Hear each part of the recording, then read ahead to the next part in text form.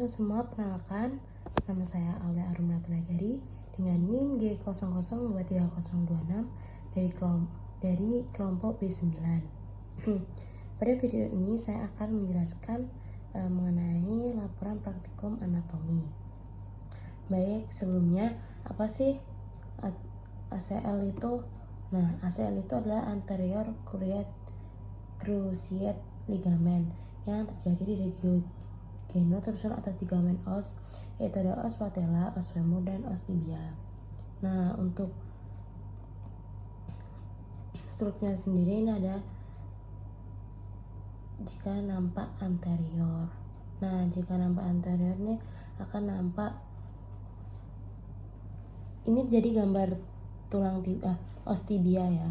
Nah, os tibia ini kalau tampak anteriornya ada di sini ada tuberositas tibiae. Kemudian kalau tampak anteriornya ada fascias patellaris femoris. Untuk femur ini jika tampak medialis ya. Nah, ini ada condylus medialis femoris di sini ini. Kemudian ada ini ada epicondylus medialis femoris dan ada tuberculum adductivum. Untuk patella di sini jika tampak anterior ada basis anat, kemudian di sini ada fascias anterior dan di sini ada apek patella. Terus tampak posterior ini ada fascias articularis medialis dan ada fascias articularis lateralis. Nah, kemudian lanjut. Nah, ini jika tampak posterior ya, jadi lebih jelas. Nah, di sini itu ada crista supracondylaris medialis. Kemudian di sini ada tuberculum adductivum. Kemudian ini ada condylus medialis femoris. Terus ini ada fossa intercondylaris, ada condylus lateralis femoris, ada linea intercondylaris, ada crista supracondylaris lateralis, dan ada planum popliteum. Itu tadi.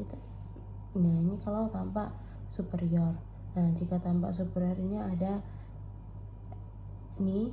Nah, ini ada eminentia intercondylaris. Kemudian ini ada fascias articularis superior atau fascias lateralis. Kemudian ini ada fascias medialis. Ini tampak posterior. Ini ada fascias articularis fibularis ini. Kemudian ada linea musculi solei. Kemudian ini ada foramen nutritium. Next. Nah, untuk ligamennya ini genu dikelilingi oleh ligamen extracapsularis yang menstabilisasi sendi dan memperkuat patella, dan terdapat ligamen intracapsularis dalam kapsula fibrosa. Nah, ini di anterior. Ini ada reticulum patellae lateralis. Kemudian ini ada reticulum patellae medialis.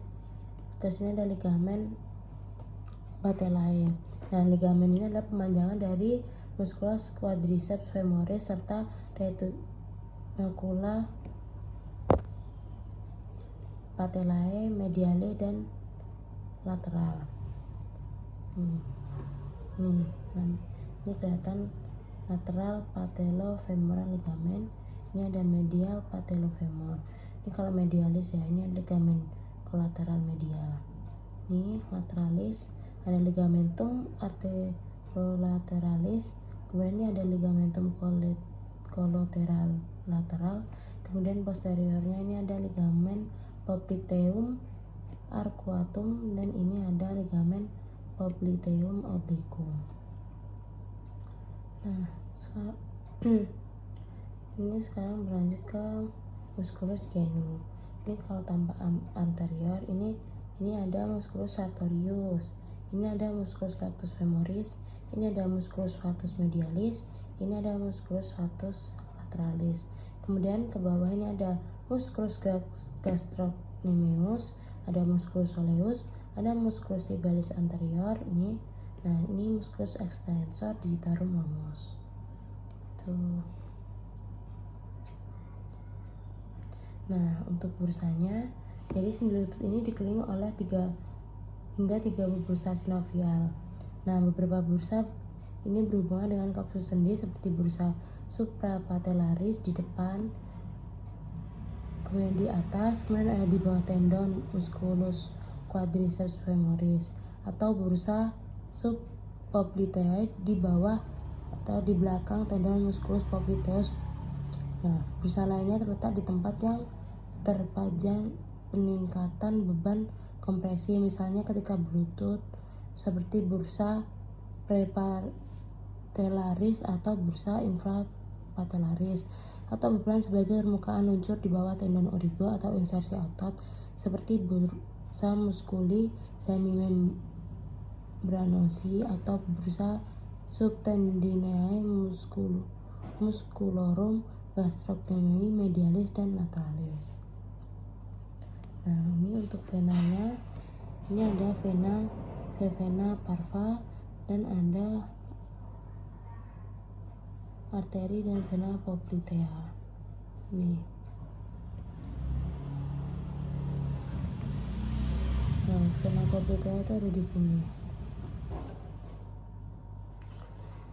Kemudian, nah, plexus brachialis itu merupakan pangkal dari serabut-serabut saraf yang berasal dari medulla spinalis yang mempersarafi ekstremitas superior.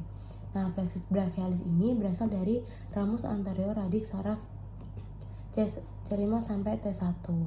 Nah, sebuah jaringan saraf dari tulang belakang yang berasal dari belakang leher meluas ke aksila.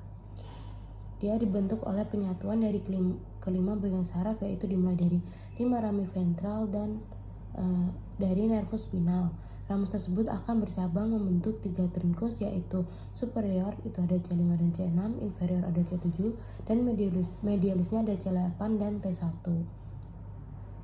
Nah, dia ini dibentuk dari nervus spinalis atau akar spinalis, yaitu penggabungan dari akar ventralis motorik dan dorsalis atau sensorik. Ketika mereka melewati foramen spinalis, nah, fungsi plexus brachialis sendiri itu persarafan sensori kulit ke struktur dalam seperti sendi. Nah, plexus brachialis ini adalah plexus somatik yang dibentuk oleh rami anterior C5 dan C8 dan sebagian besar ramus anterior T1. Plexus ini itu berawal dari regio cervical, melintas ke lateral dan inferior di atas costal 1 dan masuk ke regio axillaris. Untuk bagian-bagian plexus brachialis dari medial ke lateral ada radices, trunci, divisi, dan fasciculi. Nah, semua nervi utama yang persarafi ekstremitas superior berasal dari plexus brachialis, kebanyakan dari fascikulinya. Di regio cervicalis ini, bagian proksimal plexus brachialis terletak di posterior dari arteria subclavia, sedangkan bagian yang lebih distal itu dari plexus mengelilingi arteri axillaris. Ini ada fasciculi. Fasciculi ini fasciculi lateralis, medialis, dan posterior.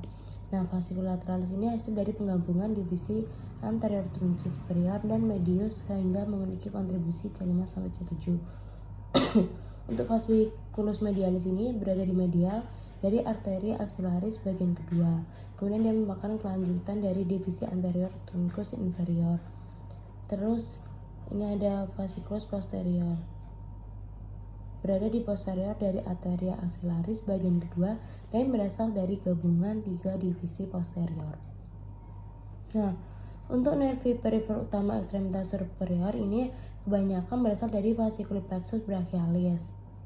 Umumnya nervi yang terkait dengan kompartemen anterior ekstremitas superior muncul dari fasciculi medialis dan lateralis, dan juga nervi yang terkait dengan kompartemen posterior berasal dari fasciculus posterior. Untuk cabang-cabangnya ini yang pertama ada nervus pectoralis lateralis. Nah, dia adalah cabang paling proksimal dari fasciculus lateralis. Nervus ini itu lewatnya di anterior bersama dengan arteria thoracoacromialis untuk menembus fascia clavi pectoral yang membentang pada celah di antara musculus subclavia subclavius dan musculus pectoralis minor, dan mempersarafi musculus pectoralis mayor. Yang kedua ada nervus musculocutaneus, adalah cabang terminal besar fasciculus lateralis. Nervus ini lewat ke lateral untuk menembus musculus coracobrachialis dan lewat di antara musculus biceps brachii dan musculus brachialis di brachium, dan mempersarafi 3 musculus di kompartemen anterior brachium. Nah, dan berakhir sebagai nervus cutaneus antebrachii lateralis. Untuk yang ketiga ini ada radix lateralis nervus medianus. Dia adalah cabang terminal terbesar fasciculus lateralis dan lewat ke medial untuk bergabung dengan cabang yang serupa dari fasciculus medialis untuk membentuk nervus medianus. Kemudian ini ada cabang-cabang fasciculus medialis. Ini ada nervus pectoralis medialis, dia adalah cabang paling proksimal. Dia menerima ramus communicans dari nervus pectoralis lateralis dan kemudian lewat di antara arteria dan vena axillaris. Yang kedua ada nervus cutaneus brachii medialis, dia itu melintasi regio axillaris dan masuk ke brachium. Selanjutnya nervus ini menembus fascia profundus dan menyuplai kulit sisi medial sepertiga distal brachium.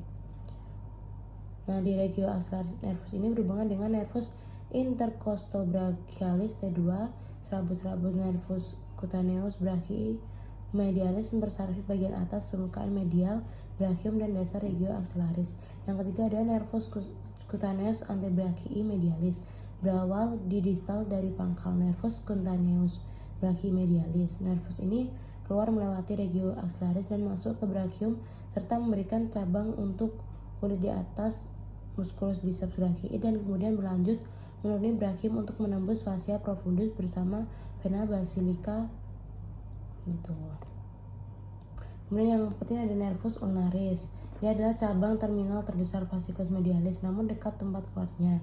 Nervus ini sering menerima ramus communicans dari radix lateralis nervus medianus yang berasal dari fasciculus lateralis dan membawa serat-serat dari C7.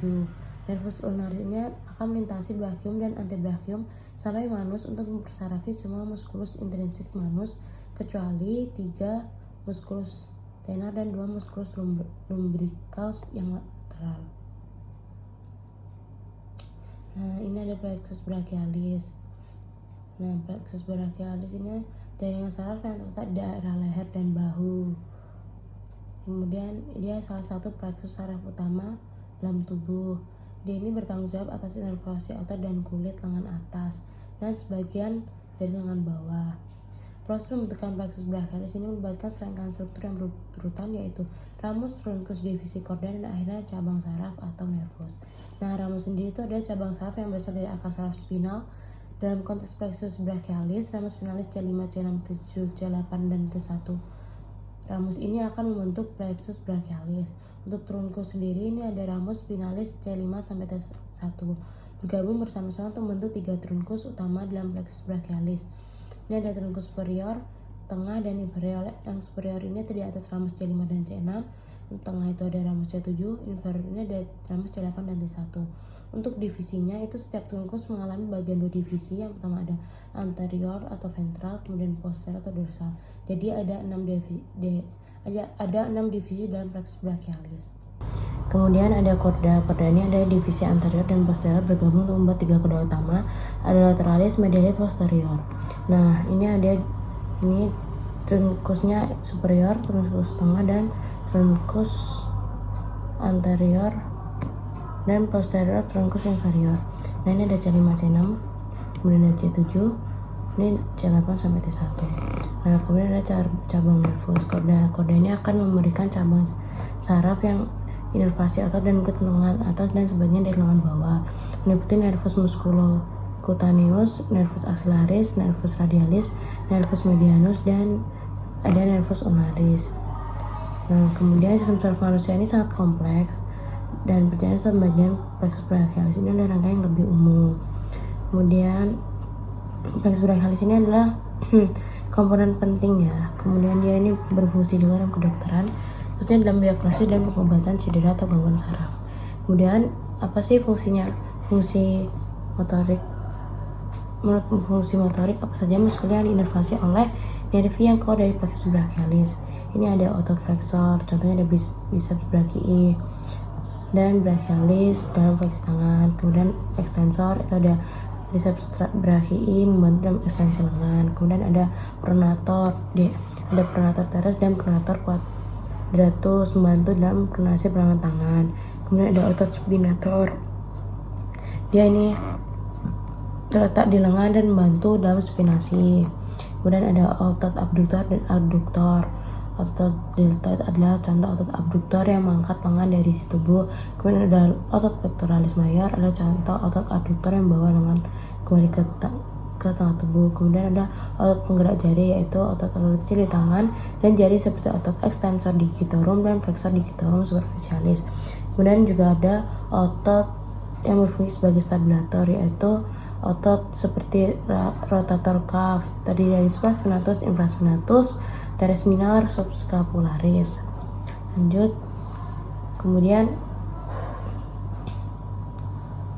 menyusun legiodorsum itu ada musculus trapezius. Dia ada di sini ada musculus trapezius.